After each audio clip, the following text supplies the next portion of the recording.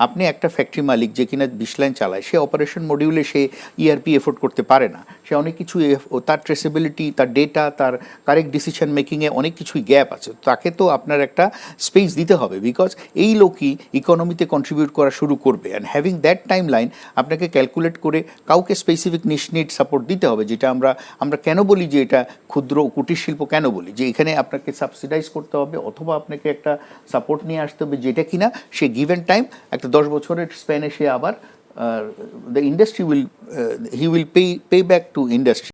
সালাম আলাইকুম। ক্ষুদ্র ও মাঝারি শিল্প আমাদের almost 30 to 35% of the landscape, এবং এইটাই আমাদের অ্যাকচুয়াল লাইফ।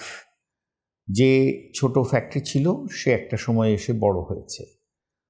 সরকারের উচিত এবং অ্যাসোসিয়েশনের উচিত এই এসএমই বা ছোট ও মাঝারি শিল্প মালিকদেরকে সহায়তা করা, তাদেরকে কাঠামোগত উন্নয়নের যে সহায়তা, গ্রিন ফাইন্যান্সিং এভেইল করার যে সহায়তা, কস্ট অফ ফান্ডকে একটু ইনকিউবিক সাপোর্ট দেওয়ার যে সহায়তা, কস্ট অফ ইন্টারেস্ট বা ব্যাংকের যে সমস্ত তাদের হয়রানিমূলক ক্লজ আছে, এডি ব্যাংকগুলো তাদেরকে যেভাবে হেনস্থা করে, এই ব্যাপারে সরকার এবং অ্যাসোসিয়েশনের একটা শক্ত অবস্থান আমি বিশ্বাস করি।